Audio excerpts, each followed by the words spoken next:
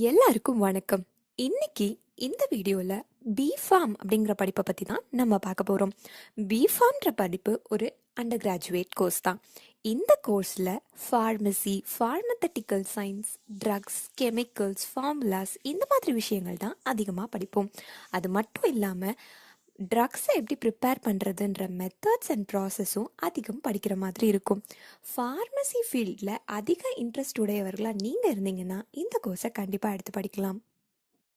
இது ஒரு 4 வருஷத்துக்கான கோர்ஸ். இந்த 4 வருஷத்தில் உங்களுக்கு 8 செமஸ்டர்ஸ் இருக்கும்.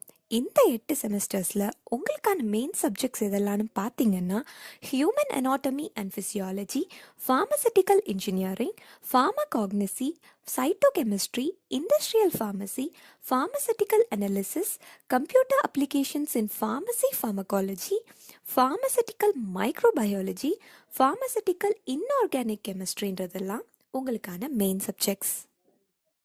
இந்த கோர்ஸை படிக்கிறதுக்கான எலிஜிபிலிட்டி என்னன்னு பார்த்தீங்கன்னா, நீங்கள் 12th ஸ்டாண்டர்டில் ஃபிசிக்ஸ், கெமிஸ்ட்ரி, பாட்னி மற்றும் ஜுவாலஜி அதாவது பயாலஜி குரூப் எடுத்து படிச்சிருக்கணும். படித்து 55லேருந்து 60% எடுத்து போர்டு எக்ஸாம்ஸில் பாஸ் பண்ணியிருக்கணும்.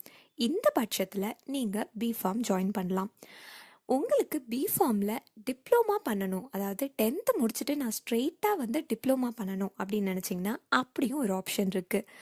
பிஃபார்ம் படிக்கிறதுக்கு முன்னாடி 10th முடித்த உடனே டிஃபார்ம் அதாவது டிப்ளமா இன் ஃபார்மசி அப்படின்ற கோர்ஸை நீங்கள் படிச்சிங்கன்னா அது படித்து முடித்ததுக்கப்புறம் பிஃபார்மை டைரெக்டாக நீங்கள் செகண்ட் இயர்லேயே ஜாயின் பண்ணிக்கலாம். அதாவது பிஃபார்ம் நீங்கள் 3 வருஷம் படித்தா போதும்.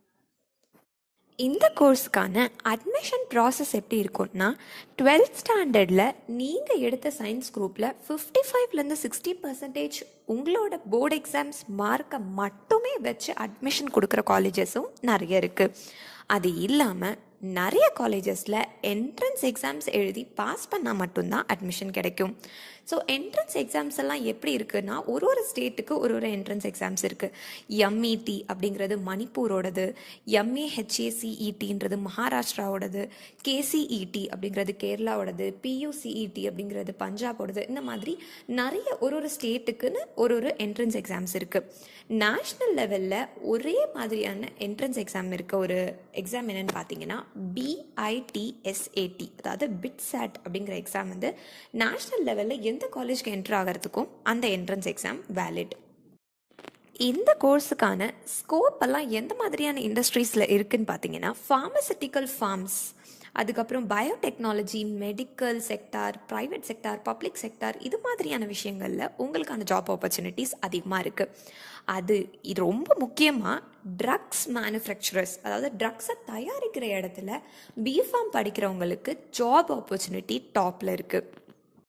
இந்த பிஃபார்ம் படிச்சிங்கன்னா உங்களுக்கு எந்த மாதிரி ஜாப் பொசிஷன்ஸ்லாம் இருக்குன்னா, ட்ரக் சேஃப்டி அசோசியேட்டாக நீங்கள் ஆகலாம், medical writer, clinical research associate, pharmaceutical scientist, அதுக்கப்புறம் drug inspector, sales and marketing executive, R and D scientist, drug சயின்டிஸ்ட்னு நிறைய ப்ரெஸ்டீஜியஸான பொசிஷன்ஸ் உங்களுக்கு இருக்குது.